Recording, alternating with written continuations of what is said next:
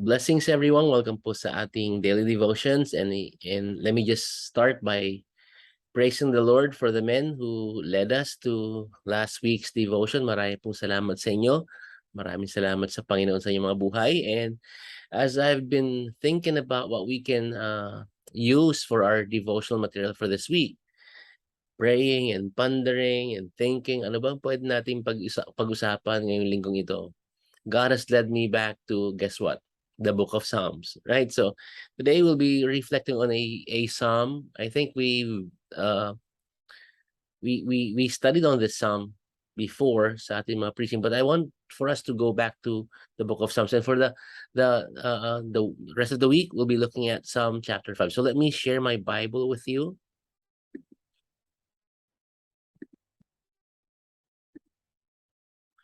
I hope you can see my Bible. And so to begin with, let's start reading the whole psalm, and then we'll be looking at the first few verses, right? So tingnan natin po itong awit na ito.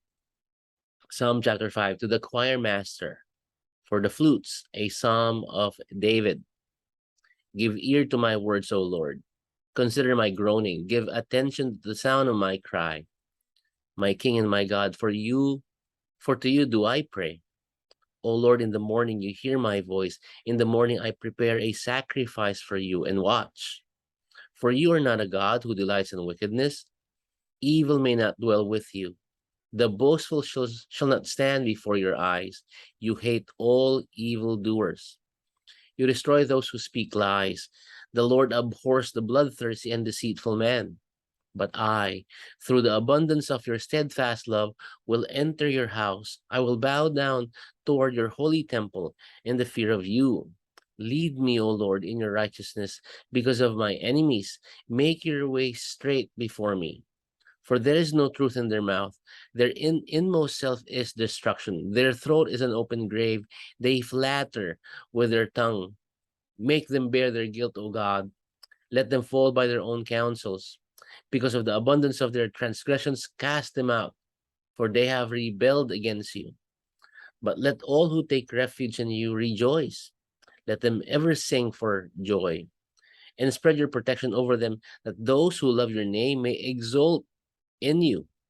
For you bless the righteous, O Lord. You cover him with favor as with a shield. Ito po ang awit na tutunghayan natin ngayong araw to. But to begin with, we will be looking at the first 3 verses. Pero bagong lahat, ano napansin natin sa awit na ito? Right? It seems to be a song na o awit ng panaghoy. Right? Para po siyang awit na nakikitaan natin ng discouragement. Right? And we can all identify with this song. Lahat tayo hindi natin pwede sabihin na hindi tayo nakaranas ng discouragement. We all have faced discouragement. And so, alam natin ang mga songs ay stories na nilagyan at nilapatan ng musika. And so, kadalasan ng mga awit nanggagaling yan sa mga personal reflections, personal na experience. And so we can sense that whatever David is going through, he is in a situation wherein he is discouraged. At pansinin ninyo, again, ang awit po, madalas yan, hindi natin namamalayan. Ito pong nasa nasa taas, this is included in the original language. Sabi niya to the choirmaster, ito sinulat niya para sa choirmaster for the flutes, right? In the original language, it reads Neheloth. Ito ang Neheloth ay sinasabi na wind instrument. So naturally, we could see how they translated Neheloth into the flutes. And alam natin si David hindi naman siya hindi siya nagpe-play ng flute. Alam natin iba ang pine-play niya, hindi po ba? And so here we see David sumulat ng isang awitin, nilapatan niya ng musika at dapat ito i-play using Neheloth or a flute, right? Para Saan? Para i-share sa atin na narito sa dakong ito ng ubasan ng ating Panginoong Diyos, and to those who were the original recipients. Makita nila ano ba ang dapat nating gawin, ano ba ang dapat nating pagtuunan ng pansin as we go through discouraging moments. Again, napansin natin na mabigat ang tema, ang tono, ang emotions ng awit na ito. And so, let's consider the hardships. Ano man po itong pinagdaanan niya, at tingnan natin anong puwede natin makita sa awit na ito. So, sa pagtunghay natin, sa pagtingin natin sa Psalm chapter 5, we'll be looking at 5 confidences. 5 kasiguruhan na meron ang believer sa pananalangin sa ating Panginoon Diyos. 5 confidences in praying to the Lord. Ngayon pong araw na ito, we'll be looking at verse 1 to 3. And here is the confidence that you and I should have, that God regards the prayers of His people, na pinapansin. Although feeling natin minsan hindi narinig ng ating Panginoon Diyos, but He regards the prayer of His people. Tingnan niyo po yung verse 1. Nakita natin yung papaano sinimulan ni David itong awit na to. Sabi niya po, "Give ear to my words, O Lord. Consider my groaning." Again, right off the bat, napansin natin na ang kanyang discouragement mukhang nag-i-increase. Tingnan niyo ulit yung pagsabi niya, "Give ear to my words." Ibig sabihin, yung words, give ear to my prayers. Give ear to my prayers. Sabi niya, consider my groaning. So, sabi niya, consider my meditations. Sabi niya, give ear to my prayers, give ear to my words. Ang pinapatungkulan po dito yung malalim na longings at pag-iisip o kaisipan o isipin ni David. Alam natin at nakaka-relate tayo rito, right? Kasi alam natin may mga silent prayers tayo, 'di ba? Minsan 'pag mahirap ang ating sitwasyon, we are praying deeply in our hearts, and at times we cannot mouth our prayer. We may be opening our mouths pero hindi natin mailabas. Naalala niyo si Hannah, 'di ba si Hannah sobrang nananalangin siya ng taimtim at napagkamalan siyang lasing. This is the picture here. David is in so much distress that he's asking, "Give ear to my words." Pakinggan po, bigyan niyo po ng pansin ng aking panalangin. Consider my groaning, right? And sabi po niya rito, give attention to the sound of my cry. Itong dalawang verses na ito, ang tawag po dito ay synonymous parallelism. Pareho lang ng pinapatungkulan, pero napansin niyo, nag-i-intensify siya. Pareho lang naman ang tema, panalangin, pero napansin natin bumibigat siya kada move natin from one phrase to another, right? Kung ito ay isang awit, siguro makikita natin, o kung ito'y alam natin na awit, 'no, marinig natin na mas mabigat yung pangalawang stanza or pangalawang line, mas malakas siguro or mas emphatic ang tunog, right? Sabi niya, "Give ear." Tapos sabi niya ngayon, next time, "Consider." It's growing stronger and stronger. And now, we understand. Kasi 'di ba sa loob po ng 3 taon, although mas maluwag-luwag na ngayon, hindi na masyadong ka-toxic kagaya nung naunang mga panahon ng pandemic. But we still feel the pressure. Hindi po ba? The moment na may ubuhin sa pamilya, the moment na may sipunin sa mga mahal sa buhay, the moment na mayroon tayong um, pangangailangan, right? We can identify with the pressure. Ano nakita natin ulit? Yung panalangin ito ay tapat, yung panalangin ito ay mabigat, yung panalangin ito nag-intensify. Give ear, consider. Right? Pangalawa, makita natin dito, this is a morning prayer. Napansin po ninyo?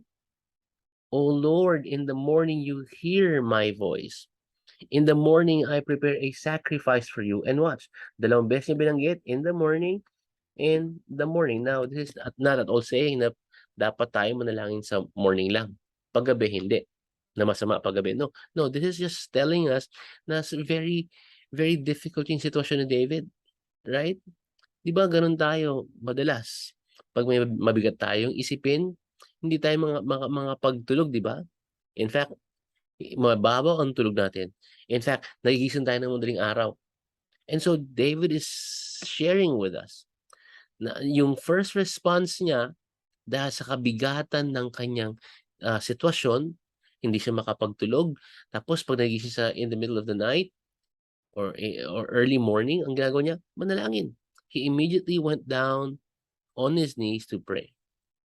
Again, hindi sinasabi nito na tayo ay dapat manalangin sa umaga lang. Pero imagine ninyo yung bigat na dinadala ni David. Imagine ninyo yung bigat na dinadala natin minsan. Right? At sabing ganun dito, ang sitwasyon ni David, give ear to my words. Pero sa bigat nito, consider my groaning. Nag-intensify pa. And in the morning, sabi niya, itong ginagawa ko. Pero ang napansin natin dito, in as much as he is in a difficult situation, at tayo dapat nating tunghayan ito, he is addressing the right person. Pansinin po ninyo, kahit mabigat ang nararanasan ni David, kahit na malalim ang pinaghuhugutan niya dahil he is in so much pain, he is addressing, Lord, my King and my God, Lord. He is addressing the right person. And so, dear ones, ano man po ang pinagdaanan natin, we can go to God because He regards our prayers. Napansin po ninyo yung pananampalataya ni David. He knows Yahweh. Yahweh who is the faithful one. He is His King. He is His God. And so, dapat natin laging isipin, kahit gaano kabigat, manalangin lamang po. Pinapakinggan tayo ng ating Panginoon Diyos.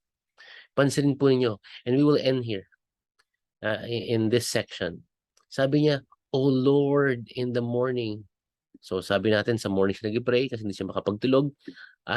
You hear my voice. Napansin niya natin, in as much as he is discouraged, alam niya na papainggan siya ng Diyos. Well, he is God anyways. Right? In the morning, I prepare a sacrifice for you. What does it mean that he prepares a sacrifice? Ang ibig sabihin, I direct my prayers unto you. Right? I will direct them. I will worship you. Tapos ang sabi niya dito, and watch. Galing, no? Kahit discouraged siya, alam niya ang patungkulan niya kung sino dapat. Ang Panginoon si Yahweh, ang kanyang hari, ang kanyang Diyos. Sa morning, hindi siya makapagtulog, he would prepare a sacrifice. He would worship God. At mananalangin siya. Anong gagawin niya? Papanoorin kita kung paano sagutin ang mga panalangin ito. And so, dear ones, I pray, alam ko medyo mahaba na yata tayo ngayon.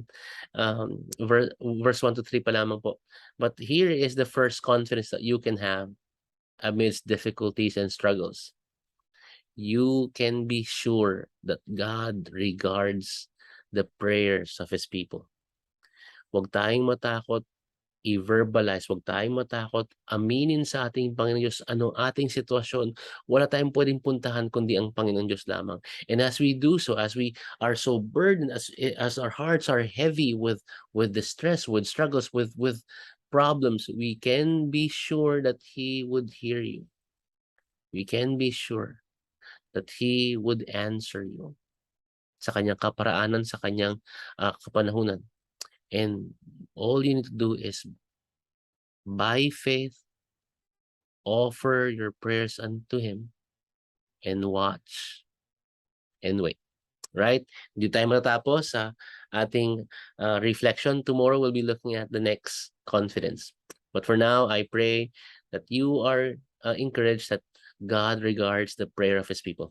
Right? Manalangin tayo. Panginoon Diyos, marami pong salamat sa pagtuturo ninyo, and I pray that this is encouraging to my brothers and sisters. Dalhin nyo kami ulit bukas as we go back to this beautiful song at matunghayan namin ano pa po ang dapat naming tignan as we go through difficulties. Marami pong salamat sa pangalan mo, Jesus, itong aming dalangin. Amen at amen. Salamat po sa inyong pagsama sa akin. Let me stop sharing and I'll see you all tomorrow. God bless you.